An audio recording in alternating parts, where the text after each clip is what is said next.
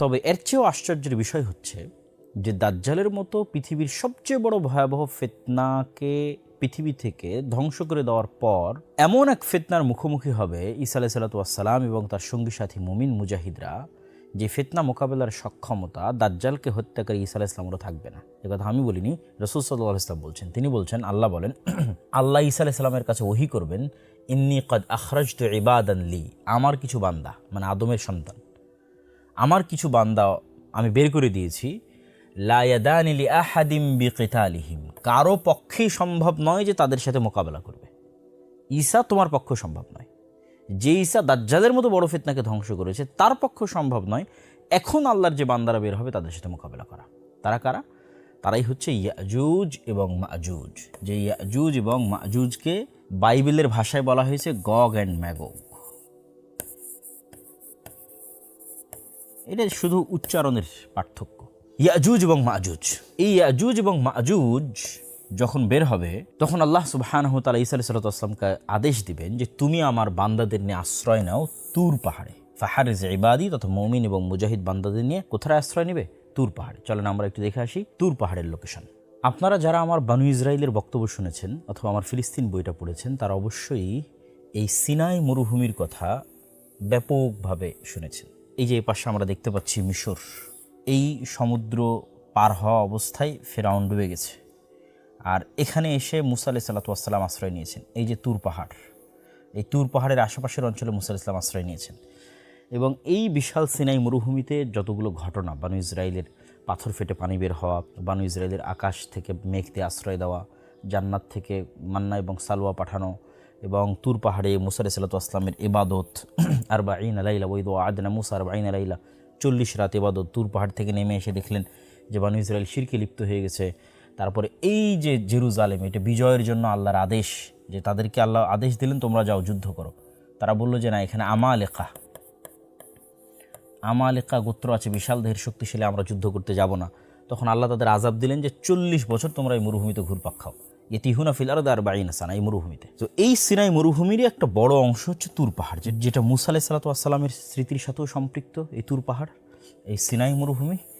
আর আমরা দেখলাম যে এখনই ঈসা আলাইহিস সালাম দাজ্জালকে কোথায় হত্যা করলেন? বাবে লুদ নামক এরিয়ায়। আমি ম্যাপটা এখানে একটু ঘুরিয়ে ধরেছি যাতে একসাথে আপনাদের দাজ্জালের হত্যার জায়গা এবং যেখানে ইয়াজুজ মাজুজ বের হলে আশ্রয় নিতে বলছে আল্লাহ, সেই জায়গাটা আপনাদের দেখাতে পারি। এই যে তুর পাহাড় দেখতে পাচ্ছেন, এতে পাশে আছে মিশর, এই যে কায়রো, এতে এটা হচ্ছে জেরুজালেম বা ফিলিস্তিন বা শাম, আরজু শাম, এটা সিনাই মরুভূমি। আর এই যে তেল আবিবের নিকটস্থ জায়গা বাবে লুদ। এখানে দাজ্জালকে হত্যা করার পর আল্লাহ আদেশ দিবেন তুমি মুমিনদের নিয়ে আশ্রয় নাও এই যে তুর পাহাড়ে, এই তুর পাহাড়ে আশ্রয় নাও। আর আমার এক সৃষ্টি বের হবে, যে সৃষ্টির সাথে কেউই পারবে না।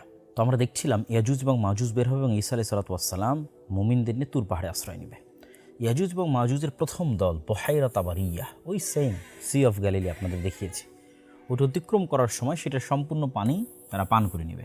এই হাদিস থেকে একটা বিষয় আমাদের প্রশ্নবোধক চিহ্ন তৈরি হয়, যে দাজ্জাল যখন জিজ্ঞেস করলো যে এই বুহাইরা তাবারিয়ায় অচিরে একদিন পানি থাকবে না, তো অনেকেই মনে করে যে বুহাইরা তাবারিয়ার পানি দাজ্জাল বের হওয়ার আগেই শেষ হয়ে যাবে। তো দাজ্জাল বের হওয়ার আগে যদি সি অফ গ্যালিলি বা বুহাইরা তাবারিয়ার পানি শেষ হয়ে যায়, তাহলে ইয়াজুজ মাজুজ কীভাবে বুহাইরা তাবারিয়ার পানি পান করে? এটা একটা প্রশ্নবোধক। সুতরাং ওই হাদিসের অর্থ এরকম মনে করা, একদম ফাইনাল করে ফেলা যে দাজ্জাল বের হওয়ার আগেই নাখাল বাইসানের সকল খেজুর শেষ হয়ে যাবে, দাজ্জাল বের হওয়ার আগেই বুহাইরা তাবারিয়ার পানি শেষ হয়ে যাবে, একদম নির্ধারিত করে ফেলা, এইটার আসলে কোনো দলিল কোরআন এবং হাদিসে পাওয়া যায় না।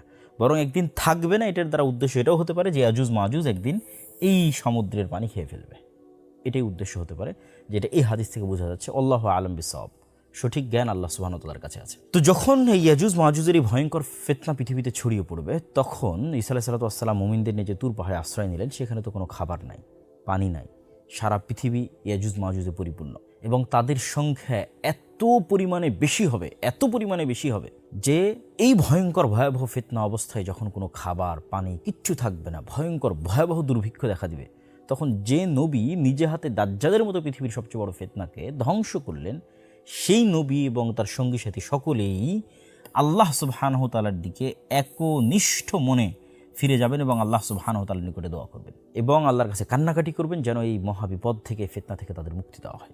তাদের দোয়া শ্রবণ করার মাধ্যমে আল্লাহ সুবহানাহু ওয়া তাআলা এক প্রকার পোকামাকড় তাদের কাঁধে দিয়ে দিবেন এবং সেখান থেকে এমন এক অসুস্থতা হবে যে তারা মৃত্যুবরণ করবে এবং সবাই মৃত্যুবরণ করবে, একসাথে একবারে মৃত্যুবরণ করবে। কামাউতি নাফাসিন ওয়াহিদাতিন, যেন একটা নাফসের মৃত্যু যেমন হয় এরকম লক্ষ লক্ষ কোটি কোটি ইয়াজুজ মাজুজ একবারে শেষ হয়ে যাবে। তখন নবিউল্লাহ ঈসা, আল্লাহর নবী ঈসা পৃথিবীতে নেমে আসবেন, তুর পাহাড় থেকে দুনিয়াতে নেমে আসবেন, কিন্তু পৃথিবীতে এক বিঘত জায়গাও খালি পাবেন না যেটা বসবাসের মতো। কেন? ওই ইয়াজুজ মাজুজের মৃত লাশের গন্ধে। কেন? তাদের সংখ্যা এত বেশি। ইয়াজুজ মাজুজের সংখ্যাধিক্য বুঝতে গিয়ে একটা হাদিস আমরা সামনে রাখতে পারি, যে হাদিসে রাসূলুল্লাহ সাল্লাল্লাহু আলাইহি ওয়াসাল্লাম বলছেন যে আদম সন্তানের প্রতি 1000-এ 999 জন জাহান্নামী বা জাহান্নামে যাবে। তখন সাহাবীরা অতি চিন্তিত হয়ে যায়। এখানে রাসূল সাল্লাল্লাহু আলাইহি ওয়াসাল্লাম বলছেন মিনকুল্লি আলফিন 999, প্রত্যেক 1000 থেকে 999 জন। তখন সাহাবীরা চিন্তিত হয়ে জিজ্ঞেস করলেন, আল্লাহ নবী তাহলে আমাদের কী অবস্থা হবে? তখন রাসূল সাল্লাল্লাহু আলাইহি ওয়াসাল্লাম বললেন যে তোমাদের চিন্তার কোনো কারণ নেই, কেননা এই 999 জনের একজন হবে তোমাদের মধ্যে থেকে এবং বাকিরা হবে ইয়াজুজ এবং মাজুজ থেকে। তথা তাদের জাহান্নামে যত মানুষ জাহান্নামে যাবে তার একটা বড় অংশ হবে ইয়াজুজ এবং মাজুজ। একদম আদম থেকে নিয়ে কিয়ামত পর্যন্ত যত মানুষ জাহান্নামে যাবে তার একটা বড় অংশ হবে ইয়াজুজ মাজুজ। তাহলে ইয়াজুজ মাজুজের সংখ্যা কত হতে পারে? আল্লাহু আকবার। তো মৃত লাশের গন্ধে এক বিঘত জায়গাও খালি থাকবে না। তখন তারা পুনরায় দ্বিতীয়বারের ন্যায় আল্লাহ সুবহানাহু ওয়া তাআলার নিকট একনিষ্ঠ মনে দোয়া করবেন, কান্নাকাটি করবেন।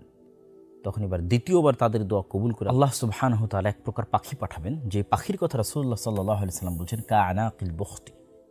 বুখত গোত্রের উটগুলো যেমন তাদের কুঁচগুলো যেমন খুবই উঁচু, ওইরকম খুবই উঁচু কুঁচ বিশিষ্ট এক প্রকার পাখি আল্লাহ সুবহানাহু ওয়া তাআলা পাঠাবেন। এই পাখিগুলো এই ইয়াজুজ মাজুজের লাশগুলোকে বহন করবে এবং আল্লাহ যেখানে চাইবেন সেখানে ফেলে দেবে। উত্তর মেরু, দক্ষিণ মেরু, যে কোনো জায়গা যেখানে হয়তো মানুষ বসবাস করে না, সাইবেরিয়া, বরফ আচ্ছাদিত, যেটা মানুষের যাওয়া এবং আসার বাইরে, আল্লাহ সুবহানাহু ওয়া তাআলা যেখানে ভালো মনে করবেন সেখানে গিয়ে তারা ফেলে দেবে। এবং পৃথিবীকে বসবাস উপযোগী করার জন্য আল্লাহ সুবহানাহু ওয়া তাআলা আসমানকে আদেশ দিবেন বৃষ্টি বর্ষণ করার জন্য, এবং সারা পৃথিবী বৃষ্টি বর্ষণ হয়ে ধুয়ে মুছে সাফ হয়ে যাবে। ধুয়ে মুছে সাফ হয়ে যাওয়ার পর এবার আল্লাহ সুবহানাহু ওয়া তাআলা জমিনকে আদেশ দিবেন তোমার মধ্যে যা বরকত আছে সব উৎপন্ন করে দাও। আসমানকে আদেশ দিবেন যা বরকত আছে সব অবতীর্ণ করে দাও। তথা জমিনে এমন ফসল উৎপাদন হবে যে একটা ডালিম, একটা গ্রাম, একটা বংশ, একটা গাভীর দুধ, একটা গ্রাম, একটা বংশ, এত পরিমাণে রহমত এবং বরকতে পৃথিবী পরিপূর্ণ হয়ে যাবে। এবং রাসূলুল্লাহ সাল্লাল্লাহু আলাইহি ওয়াসাল্লামের ভাষা অনুযায়ী বিভিন্ন রিওয়ায়েতে, কোনো রিওয়ায়েতে 7 বছর, কোনো রিওয়ায়েতে 10 বছর এই সময়টি চলমান থাকবে। এই সময়ের পরে আল্লাহ সুবহানাহু ওয়া তাআলা একটি ঠান্ডা বাতাস পাঠাবেন, শীতল হাওয়া। এই সময়টা হবে পৃথিবীর শান্তি নিরাপত্তায় পরিপূর্ণ। কোনো মারামারি, কোনো গণ্ডগোল, কোনো যুদ্ধাস্ত্র, কোনো তরবারি, কোনো তীর ধনুক কিচ্ছু প্রয়োজন হবে না মানুষের। শুধু আরাম এবং শান্তির হবে এই সময়টা, ন্যায় এবং ইনসাফের। তারপর একটি শীতল বাতাসে আল্লাহ সুবহানাহু ওয়া তাআলা সকল মুমিনকে রিহান তাইয়্যিবা, এক শীতল বাতাস আল্লাহ পাঠাবেন।